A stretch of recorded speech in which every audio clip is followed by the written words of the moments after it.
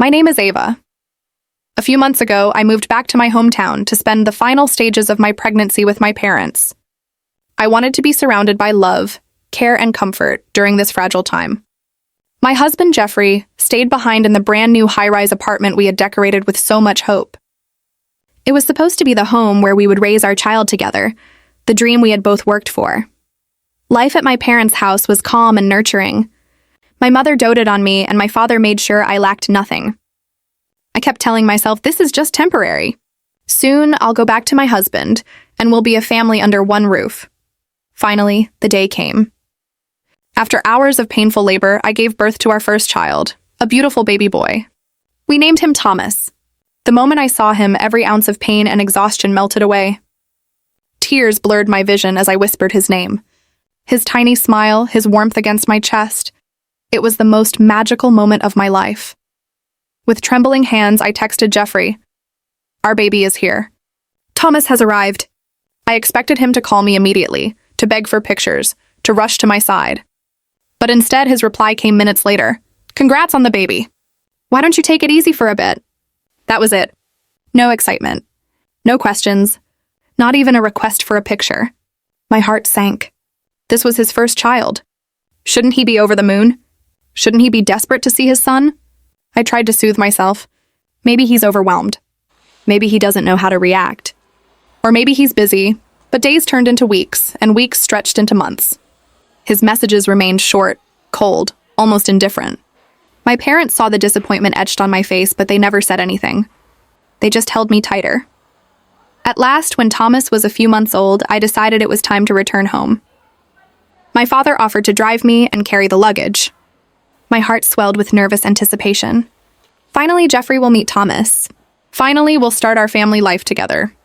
It was a Sunday, so I was certain Jeffrey would be home. As we reached the tall glass building, I felt butterflies in my stomach.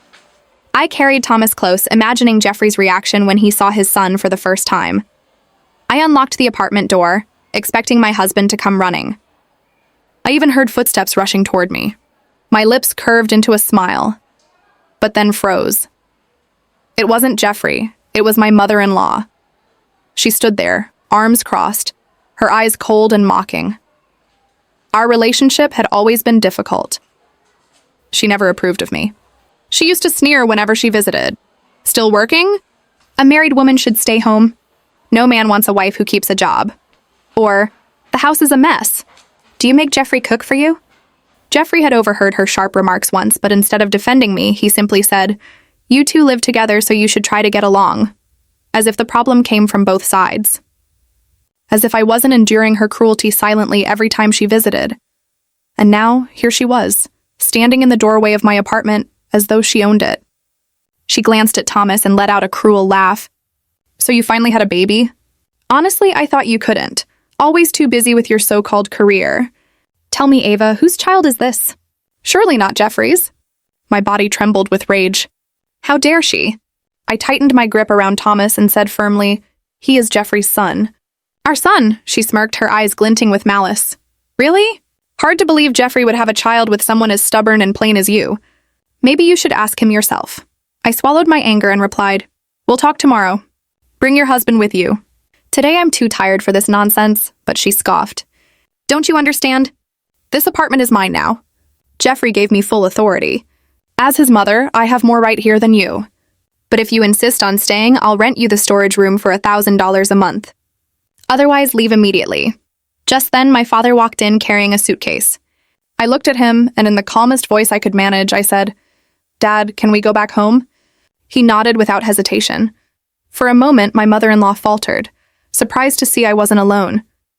But soon her venom returned. "Running back to your parents again? What a weak, pathetic wife. No wonder Jeffrey puts up with you only out of pity."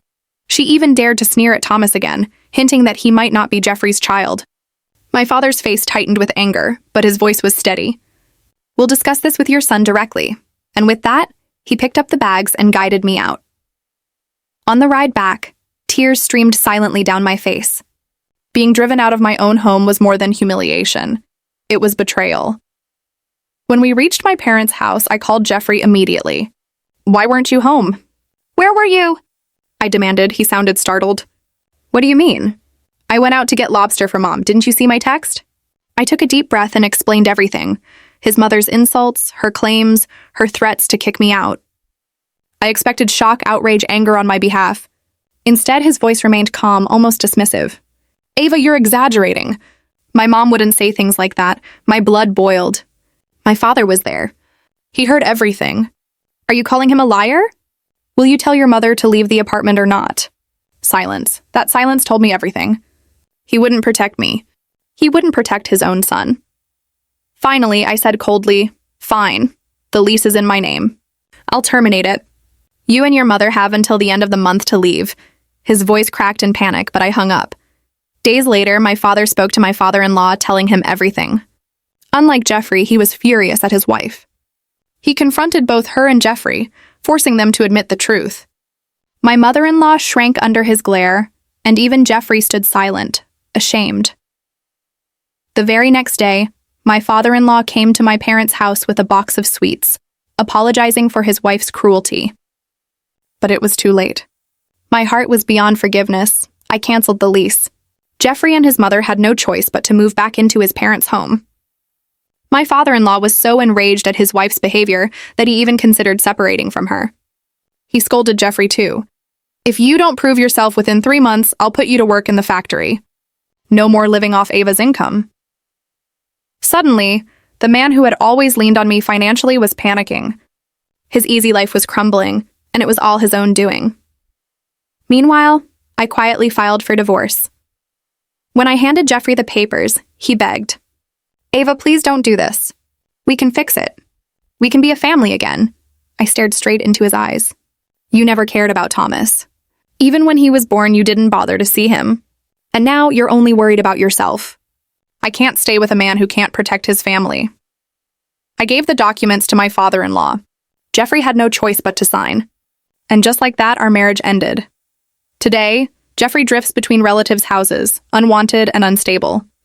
My mother-in-law hides from neighbors, ashamed of the scandal she created. And me? I live peacefully with my son. Thomas has all the love he'll ever need from me and my parents. Do I regret it? Not for a second. Because every child deserves a father who loves him, not one who chooses silence over his own family.